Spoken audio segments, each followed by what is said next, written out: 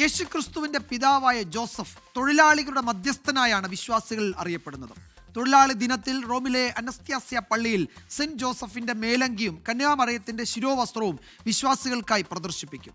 3-ാം നൂറ്റാണ്ടിൽ Saint Jerome ഇവ ജെറുസലേമിൽ നിന്ന് റോമിലേക്ക് കൊണ്ടുവന്നു എന്നാണ് വിശ്വസിക്കപ്പെടുന്നത്.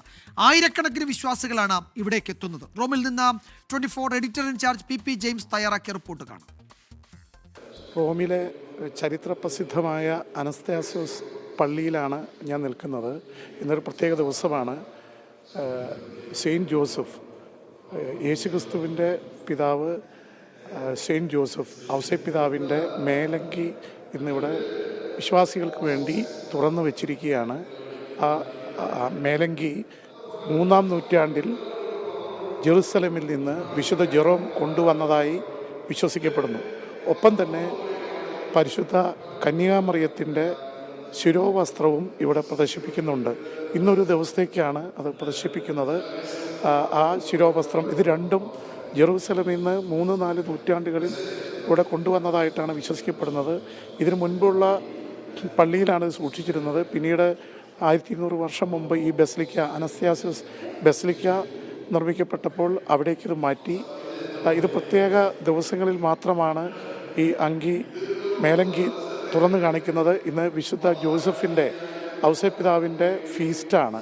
തൊഴിലാളികളുടെ മധ്യസ്ഥനായിട്ടാണ് വിശുദ്ധ ഔസേപ്പിതാവിനെ അറിയപ്പെടുന്നത്. അപ്പോൾ വിശുദ്ധ ഔസേപ്പിതാവിൻ്റെ ഫീസ്റ്റ് ഡേയിൽ മെയ് 1-ാം തീയതി തൊഴിലാളികളുടെ ദിനത്തിൽ വിശുദ്ധ ഔസേപ്പ് ധരിച്ചുവെന്ന് വിശ്വസിക്കപ്പെടുന്ന മേലങ്കി ഇവിടെ പ്രദർശിപ്പിച്ചിരിക്കുന്നു. നൂറുകണക്കിന് വിശ്വാസികൾ ഇത് കാണാനായി എത്തുന്നുണ്ട്. ഇന്നൊരു ദിവസം മാത്രമാണ് ഇതിവിടെ പ്രദർശിപ്പിക്കുക.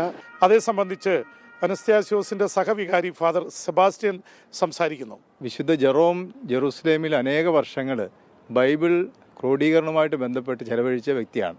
ഏകദേശം 25 വർഷത്തോളം ബൈബിളിന് വേണ്ടി വിശുദ്ധ ഗ്രന്ഥ തർജ്ജമകൾക്ക് വേണ്ടിയും ക്രോഡീകരണത്തിന് വേണ്ടി അദ്ദേഹം ചെലവഴിച്ചു എന്നാണ് പറയുന്നത്. അങ്ങനെ ജെറുസലേമിലെ ആദിമ ക്രൈസ്തവ സമൂഹവുമായിട്ട് ഏറ്റവും അടുത്ത് ബന്ധപ്പെട്ട ഒരു സാഹചര്യം വിശുദ്ധ ജെറോമിനുണ്ടായിരുന്നു. അതുകൊണ്ട് തന്നെ റോമിലേക്ക് അദ്ദേഹം വരുന്നു എന്ന് അറിഞ്ഞ് ജെറുസലേമിലുണ്ടായിരുന്ന ആദിമ ക്രിസ്ത്യാനികൾ, ജെറുസലേം കമ്മ്യൂണിറ്റി അവരുടെ കയ്യിൽ വളരെ വിശിഷ്ടമായി അവർ സൂക്ഷിച്ചിരുന്ന സമ്പത്തായി അവർ കരുതിയിരുന്ന ഈ തിരുശേഷിപ്പ് വിശുദ്ധ ജെറോമിനെ ഏൽപ്പിച്ച് റോമിലേക്ക് കൊടുത്തുവിട്ടു എന്നാണ് ഇവിടെ ഇതിൻ്റെ പാരമ്പര്യമായിട്ട് അവർ പറഞ്ഞു വെക്കുന്നത്. റോമിനെ സംബന്ധിച്ചിടത്തോളം ഇതൊരു വലിയൊരു ചടങ്ങായിട്ട് ചെയ്യുന്നതാണ്. സീറോ മലബാർ സഭയുടെ കീഴിലുള്ള പള്ളിയാണിത്. ഫ്രാൻസിസ് മാർപ്പാപ്പ 2020 സീറോ മലബാർ സഭയ്ക്ക് നൽകിയതാണ് അനസ്താസ്യോസ് എന്ന പള്ളി.